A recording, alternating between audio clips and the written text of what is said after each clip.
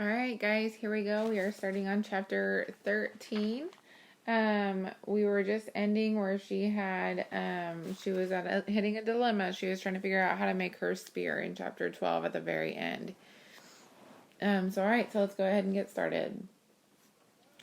I did not sleep much the night before I went to the place of the sea elephants. I thought again about the law and that forbade women to make weapons. I wondered if my arrows would go straight, and if they did, would they pierce the animal's tough hide? What if one of the bulls turned on me? What if I were injured and then had to fight the wild dogs as I dragged myself homeward? I thought about these things most of the night, but with the sun I was up and on my way to the place where the sea elephants lived. When I reached the cliff, the animals had left the reef and gathered along the shore. Like gray boulders, the bulls sat on the pebbly slope. Below them, cows and their babies played in the waves. Perhaps it is not right to speak of young sea elephants as babies, for they are large as a man, but they are still babies in many ways. They follow their mothers around, waddling along on their flippers like children learning to walk, making crying sounds and sounds of pleasure that only the young make. And before they will leave the shore and learn to swim, their mothers have to push them into the sea, which is often difficult to do because of their size. Some distance separated the bulls from each other, for they are bad-tempered, very jealous by nature, and quick to fight over anything that displeases them. There were 6 of them below me on the slope, each sitting alone like a great chief, watching his herd of cows and babies. The cow had a smooth body and a face that looked much like that of a mouse, with a sharp pointed nose and whiskers, but the bull is different. His nose has a large hump on it, which hangs down over his mouth. His skin is rough and looks like wet earth that has dried in the sun and cracked.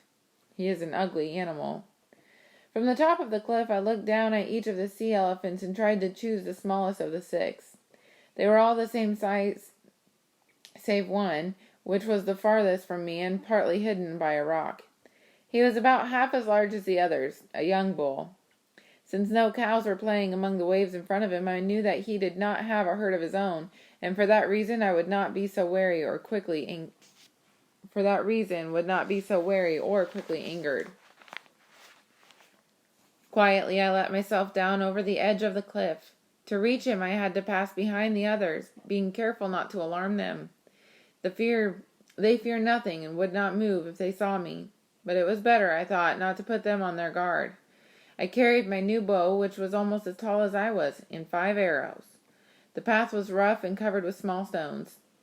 I took pains not to send them tumbling down the slope. I was always careful not to be seen by the cows, which get alarmed easily, and would have warned the rest of the herd with their cries. I crawled behind a big rock near the young bull. Then I got to my feet and fitted an arrow to the bow, although I suddenly remembered my father's warning that, because I was a woman, the bow would break. The sun was far in the west, but luckily my shadow fell away from the young bull. The distance between us was short, and his back was turned squarely toward me. Still, I did not know where to place the first arrow, whether in his shoulders or in his head. The skin of the sea elephant is rough, yet very thin. But beneath it are thick layers of fat, and though his body is large, his head is small and makes a poor target. While I stood there behind the rock, not knowing what to do, again aware of my father's warning that a bow in the hands of a woman would always break in a time of danger, the animal began to move toward the shore. At first I thought that by some chance he had heard me. I soon saw that he was on his way toward the cows that belonged to the old bull sitting nearby. The sea elephant moved fast in spite of his size, waddling along on his great flippers which he used like hands. The bull was nearing the water. I let the arrow go and it went straight. At the last instant he changed direction, and though the bow did not break, the arrow passed harmlessly to one side. I had failed to notice that the old bull was moving down the slope until I heard stones grating against each other. Quickly he overtook his rival, and with a single thrust of his shoulders overturned him. The young bull stood as high as a tall man, and was twice that length, yet from the force of the blow he rolled into the water and lay there stunned. The old bull bore down upon him, swinging his head and bellowing so loud it echoed against the cliffs. The herd of cows and calves who were lying in the waves and scratching their backs with their flippers stood to watch the battle. Two of the cows were in the bull's path as he waddled toward his rival, but he went over them as if they were small stones. Using his tusk-like teeth, he ripped a long gash in the young bull's side. The young bull raised himself, and as he turned, his small eyes shone fiercely red. When the old bull slashed at him again, he struck first and sunk his teeth into the other's neck.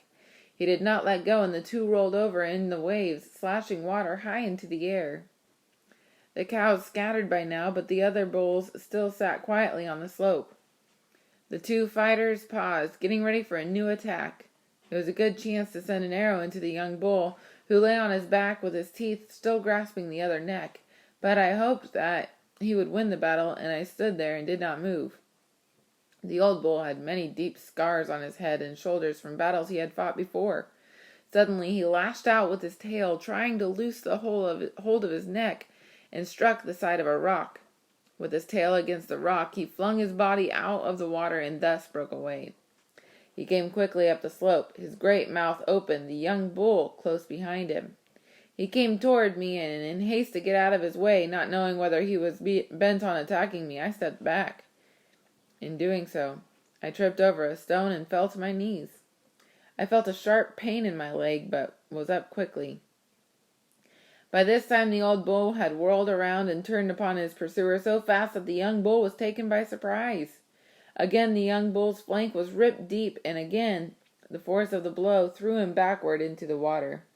The waves grew redder from his blood, but this time he rolled over and was waiting for the charge. He met the old bull with his shoulder. The sound was like rocks crashing together.